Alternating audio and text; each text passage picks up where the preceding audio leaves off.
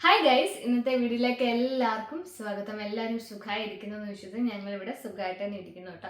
അപ്പം ഇന്ന് ഞാൻ ലഞ്ച് എന്ന് പറഞ്ഞാൽ ഇപ്പോൾ ഉച്ചയ്ക്കൊരു 3:30-4 മണി ആയിട്ടുണ്ട്. അപ്പം നാളത്തേക്കുള്ള ലഞ്ച് ഇപ്പോഴേ പ്രിപ്പയർ ചെയ്യുക. വേറെ ഒന്നുകൊണ്ടല്ല, ഏണ് രാവിലെ ഡ്യൂട്ടിക്ക് പോകണം. അപ്പം ഏണ് വൈകിട്ട് വരെയുണ്ട് ഡ്യൂട്ടി. രാവിലെ പോയിട്ട് വൈകിട്ടെന്ന് പറഞ്ഞാൽ വൈകിട്ടൊരു 7:30-8 മണിയൊക്കെ ആകുമ്പോഴേ എത്തത്തുള്ളൂ. രാവിലെ ഒരു 6 മണിയൊക്കെ ആകുമ്പോൾ പോവുകയും വേണേ.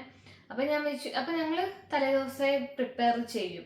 എല്ലാവർക്കും എൻ്റെ വീഡിയോ റെഗുലറായിട്ട് കാണുന്ന എല്ലാവർക്കും അറിയാം അങ്ങനെ തന്നെയാണ് ഞാൻ അല്ല രാവിലെ എഴുന്നേറ്റല്ല കുക്ക് ചെയ്യുന്നത്. അപ്പം ഞാൻ വെച്ചു ഇന്ന് അപ്പം ഏടം വന്നു കഴിയുമ്പോൾ പിന്നെ കുറച്ച് നേരം ഏണ്ട കൂടി ഇരിക്കാമല്ലോ, ഇപ്പോഴേ ഏടം വരുന്നതിന് മുമ്പേ പ്രിപ്പയർ ചെയ്ത് വെച്ചത്. അപ്പം ഞാൻ മീൻ ആവോലിയാണ്, ഏത് മീനാണ് ഞാൻ ഓർക്കുന്നില്ല, ആവോലിയാണെന്ന് തോന്നുന്നു. ഒരു മീനുണ്ട്, ആ മീൻ കറിയും വെക്കുന്നുണ്ട്. ഇന്ന് വൈകിട്ടത്തേക്ക് വേണ്ടിയിട്ട് ഒരു വെറൈറ്റി ആയിട്ടൊരു കറി ഒരു സെമി ഗ്രേവിയിൽ ഒരു സാധനവും വെക്കുന്നുണ്ട്, ഒരെണ്ണം എടുത്തിട്ട്. പിന്നെ നമ്മുടെ വഴുതനങ്ങ ഉണ്ടല്ലോ, ബ്രിഞ്ചാൾ എന്ന് പറയുന്നത് സാധാരണ നാടൻ വഴുതനങ്ങയല്ല, എഗ് പ്ലാന്റ് എന്നാണ് പറയുന്നത്. ബ്രിഞ്ചാളിന് ചെറിയ നമ്മുടെ നാട്ടിൽ നിറച്ച അരിയൊക്കെയുള്ള ഇത് എഗ് പ്ലാന്റ് എന്നാണ് അറിയപ്പെടുന്നത്. ഇതും ബ്രിഞ്ചാളും ഒന്നാണോ, നമ്മുടെ സാധാരണ ചെറുതല്ല, ഇത് കാണാറില്ല, വലുതാ.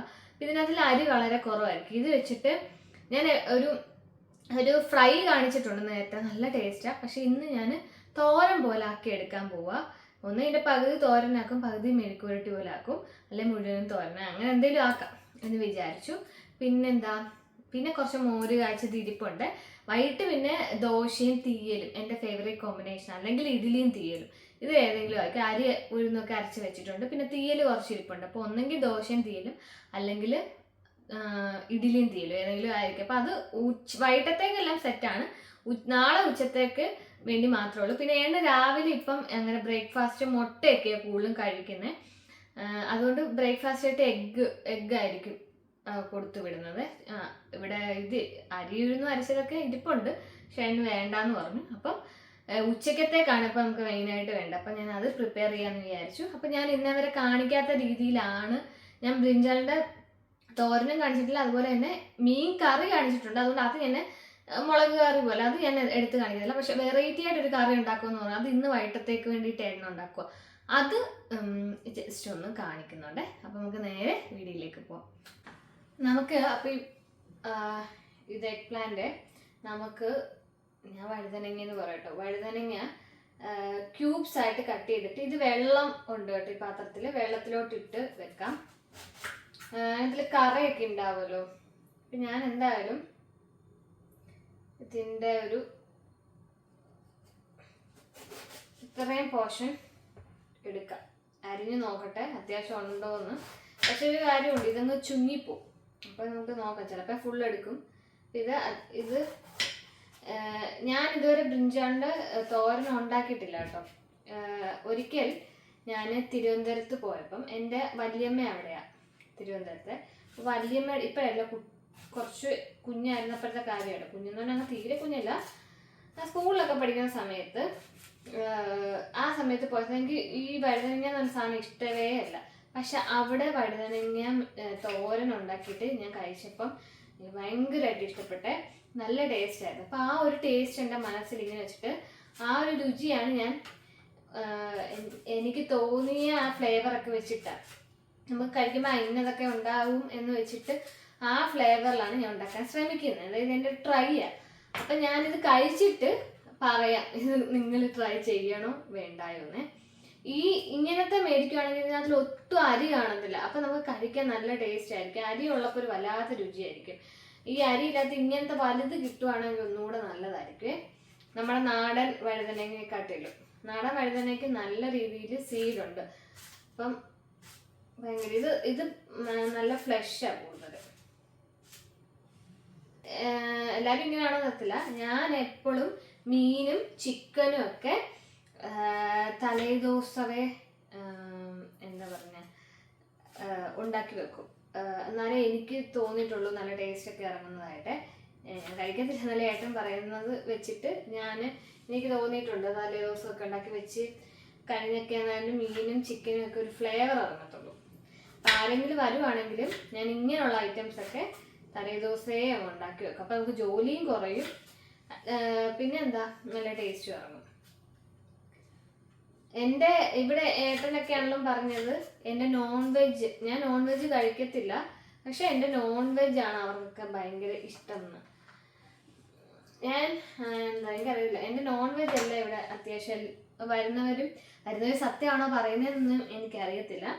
പക്ഷേ വരുന്നവർക്കാണല്ലോ എൻ്റെ ചിക്കൻ കറി, എൻ്റെ മീൻ കറി, എൻ്റെ മീനിൻ്റെ ഫ്രൈ, ചിക്കൻ ഫ്രൈ, ഇതൊക്കെ ഏട്ടൻ ചോദിക്കും. ഞാൻ ചോദിക്കും ഏതാ നമുക്ക് ഇഷ്ടമല്ല ഈ കുക്ക് ചെയ്യാൻ ഇഷ്ടമുള്ളവർക്ക് മറ്റുള്ളവരോട് ഇങ്ങനെ ചോദിക്കും. ഞാൻ എപ്പോഴും ചോദിച്ചുകൊണ്ടിരിക്കും ഏതാ. അപ്പം അതിൽ എൻ്റെ നോൺ വെജ് ഐറ്റമാണ് കൂടുതലും നല്ലതാണെന്ന് കേട്ടിട്ടുള്ളത്. വെജിന് നല്ലതാണെങ്കിലും വെജ് എനിക്കറിയാം, വെജ് കുഴപ്പമൊന്നുമില്ല. പക്ഷെ എന്നാൽ പോലും നോൺ വെജ് ഐറ്റം ഏട്ടൻ എപ്പോഴും പറയും നല്ല ടേസ്റ്റാണ് നിൻ്റെ നോൺ വെജ് ചിക്കൻ. പക്ഷെ എനിക്ക് മട്ടനും ബീഫും ഒന്നും ഞാൻ അത്ര ഉണ്ടാക്കിയിട്ടില്ല കേട്ടോ. സത്യം പറഞ്ഞാൽ ഉണ്ടാക്കിയതൊക്കെ കുഴപ്പമൊന്നും ഉണ്ടായിരുന്നില്ല. പക്ഷെ എനിക്ക് ചിക്കൻ കറി ഏറ്റവും കംഫർട്ടബിൾ ഉണ്ടാക്കാൻ. ആരെങ്കിലും വരുവാണെങ്കിലും ഞാൻ ഫസ്റ്റ് ചിക്കൻ മേടിക്കാൻ പറഞ്ഞു. ചിക്കൻ കറി എനിക്ക് കോൺഫിഡൻറ്റാണ്. പക്ഷെ ബാക്കിയുള്ള മട്ടൻ പിന്നെ എനിക്ക് ഒട്ടും തന്നെ എനിക്ക് കറക്റ്റ് ആയിട്ടില്ലെന്ന് എനിക്ക് ഇപ്പോഴും തോന്നിയിട്ടുള്ളതാണ് ഈ റൈസ് ഐറ്റംസ്. പുലാബ് അല്ലെങ്കിൽ ബിരിയാണി, ചിക്കൻ ബിരിയാണി. പിന്നെ ഒരു ഗ്രീൻ കളർ ഈ അടുത്തിടെ ഒരു റൈസ് ഞാൻ ഷെയർ ചെയ്തിട്ടുണ്ട്, ചിക്കൻ ബിരിയാണിയൊക്കെ. ആ റൈസ് പിന്നെ നല്ലതായിരുന്നു. ബാക്കിയൊക്കെ പിന്നെ അതുപോലെ തന്നെ ചില ദിവസം നല്ലതാവും, പക്ഷെ ആൾക്കാർ വരുന്ന ദിവസങ്ങളിൽ ഉണ്ടാക്കുമ്പോൾ കുളവായിരിക്കും. ചോറ് ഓവറായിട്ട് വേവും, അല്ലെങ്കിൽ എന്തെങ്കിലുമൊക്കെ പറ്റി അതിന് ടേസ്റ്റ് കൊള്ളാതാവും. ഇപ്പം ഞാൻ വേണ്ടി മാത്രമാണ് കുറച്ചുണ്ടാക്കുമ്പോൾ പിന്നെ അത് നന്നായിട്ട് വരാറുമുണ്ട്, നല്ല ടേസ്റ്റ് കിട്ടാറുണ്ട്. പക്ഷെ എന്നാലും ആൾക്കാർ കൂടുതൽ വരുമ്പം എനിക്ക് ഏറ്റവും കംഫർട്ടബിൾ നമ്മുടെ നാടൻ ചിക്കൻ കറി. എനിക്ക് ഒരുപാട് വെറൈറ്റി ചിക്കൻ കറി ഒന്നും ഞാൻ ട്രൈ ചെയ്തിട്ടില്ല, കുറച്ചൊക്കെ ട്രൈ ചെയ്തിട്ടുണ്ട്. പിന്നെ തേങ്ങാപ്പാൽ ഒഴിച്ച് ഞാൻ പറഞ്ഞിട്ടില്ലേ, നമ്മുടെ ചിക്കൻ കറി തന്നെ ഉണ്ടാക്കി കഴിഞ്ഞ് നമ്മൾ 2 ദിവസം കഴിഞ്ഞ് അത് നമുക്ക് ഈ മടുപ്പ് വരുമ്പോൾ അതിനകത്ത് ഇപ്പം തേങ്ങാപ്പാൽ ഒഴിച്ചത് കുറുക്കിയെടുത്ത് കുരുമുളകൊക്കെ ഇട്ട് ഉണ്ടാക്കുന്നു.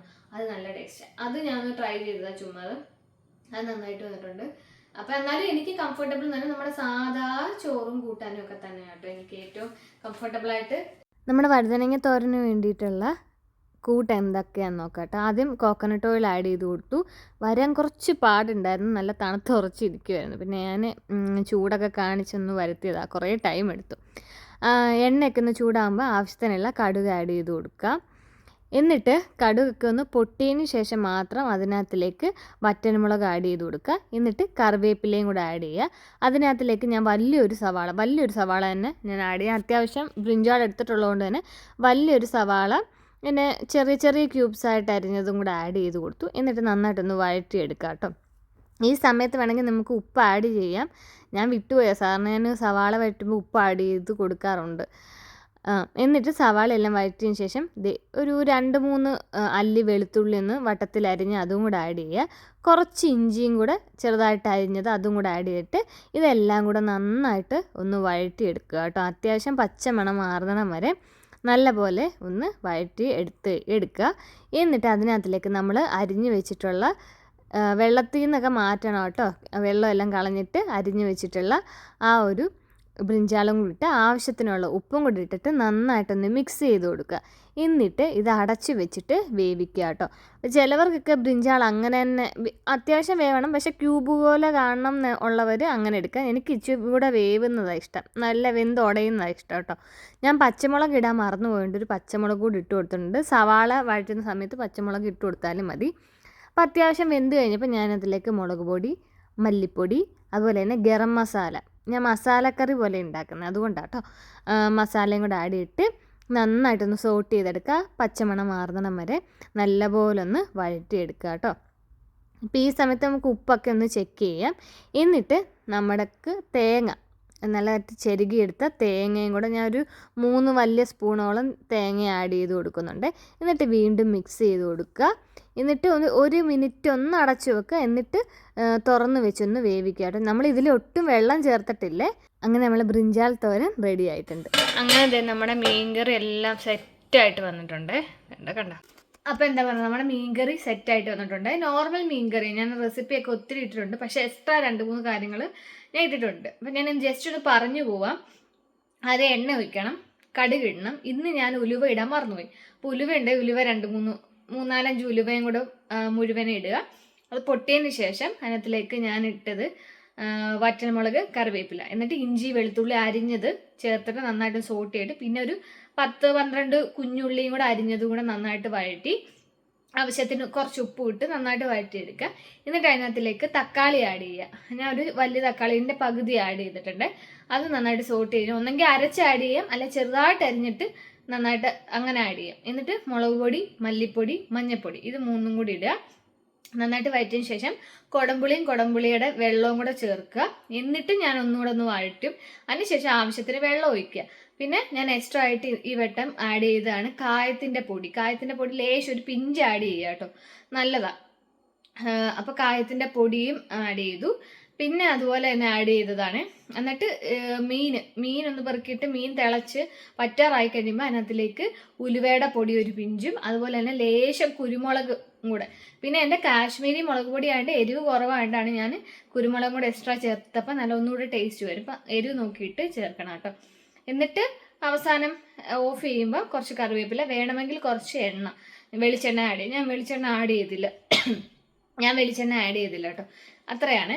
പിന്നെ അതുപോലെ തന്നെ നമ്മുടെ തോരൻ ഉണ്ടല്ലോ, തോരൻ അടിപൊളിയായിട്ട് വന്നു. അന്ന് ഞാൻ കഴിച്ച ടേസ്റ്റ് അല്ല, അന്ന് നോർമൽ രീതി തന്നെ വെച്ചതാണെന്ന് തോന്നുന്നു, എനിക്കറിയത്തില്ല. പക്ഷെ ഇന്ന് ഞാൻ മസാല പോലെ ഇങ്ങനെ വെട്ടി. ഇതിനകത്ത് ഞാൻ ഒരു കറി ഇടാൻ മറന്നുപോയി, കുറച്ച് മല്ലിയില ഇട്ടതിനെ വേറൊരു ടേസ്റ്റ് വരും. പക്ഷെ ഇന്ന് മല്ലിയില ഇടാതെ തന്നെ നല്ല ടേസ്റ്റ് ഉണ്ട്. ഒരു മസാല തോരൻ്റെ നമ്മൾ പൊട്ടറ്റോ ഒക്കെ തോരൻ വെക്കുന്ന ഒരു ടേസ്റ്റ്, നല്ല ടേസ്റ്റാണ് കേട്ടോ. പിന്നെ എനിക്കിവിടെ ഈ ബ്രിഞ്ചാളൊക്കെ നന്നായിട്ട് വഴണ്ടിരിക്കേണ്ടതുകൊണ്ടാണ് ഞാൻ ഇവിടെ വഴറ്റിയെടുത്തേ.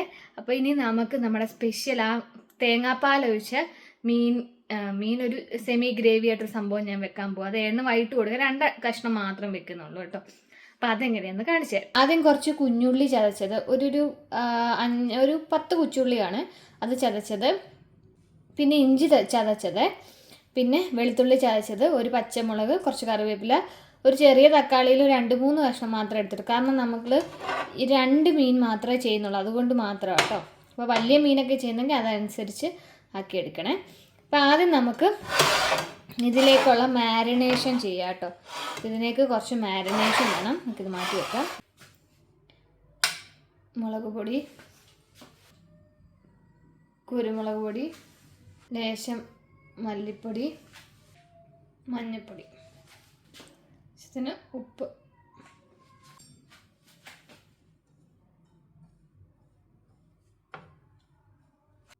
വെള്ളം ഒഴിച്ച് നന്നായിട്ട് കുഴച്ചെടുക്കുക കേട്ടോ. എന്നിട്ട് ഈ മീനിൽ ഫുള്ളൊന്ന് പുരട്ടിയെടുക്കുക.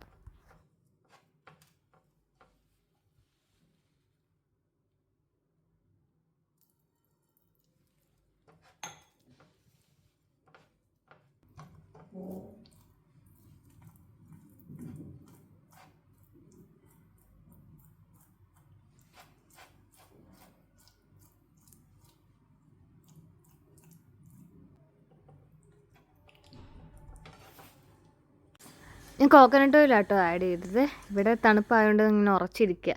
എന്നിട്ട് ഞാൻ 2 മീനും വെച്ച് കൊടുത്തു. പിന്നെ ഒരു മീനിൻ്റെ പരിഞ്ഞിലുണ്ടായിരുന്നു കേട്ടോ, അതുകൂടെ വെച്ച് കൊടുത്തേ. എന്നിട്ട് ഒരു 2 മിനിറ്റൊക്കെ എടുക്കത്തുള്ളൂ, പെട്ടെന്ന് ഈ മീൻ വേവും.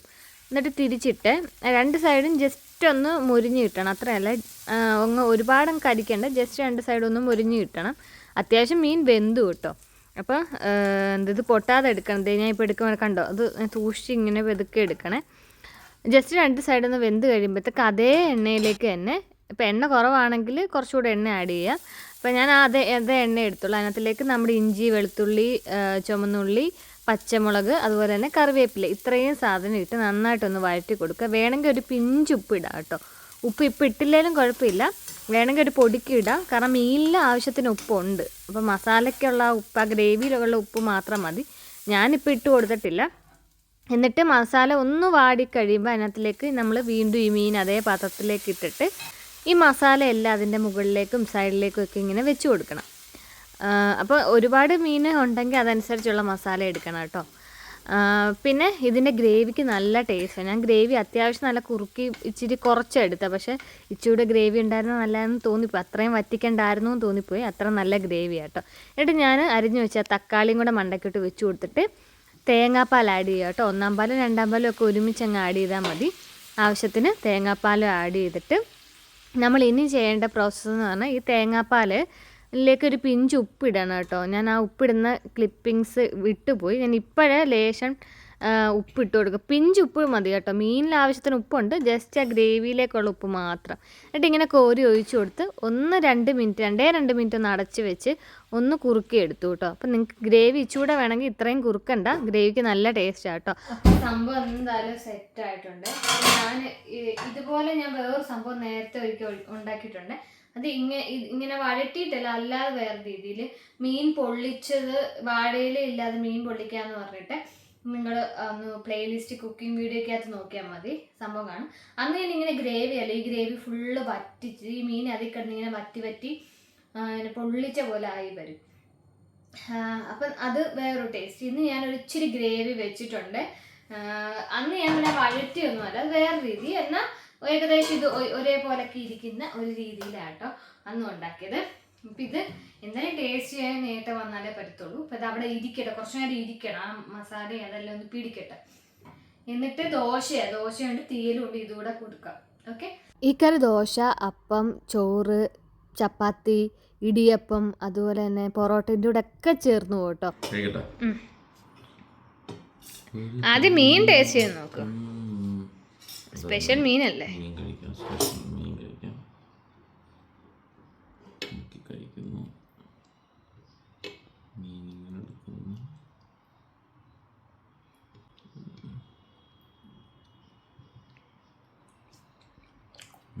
തേങ്ങാപ്പാൽ വെച്ചു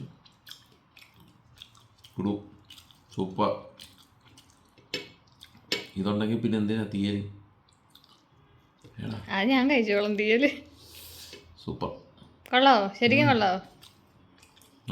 മറ്റേ മീൻ കറി ഉണ്ടോ? നാളെ തന്നെ വിടാം. അപ്പം എന്നാ വൈൻഡപ്പ് കൂടെ പറഞ്ഞേക്ക്. നന്നായിട്ടുണ്ട്, വൈൻഡപ്പ് ചെയ്യാം. നന്നായിട്ടുണ്ട്, നിങ്ങളെല്ലാവരും ട്രൈ ചെയ്ത് നോക്കുക. അപ്പം അടുത്ത വീഡിയോയിലേക്ക് കാണാം. അതുവരേക്കും ബൈ.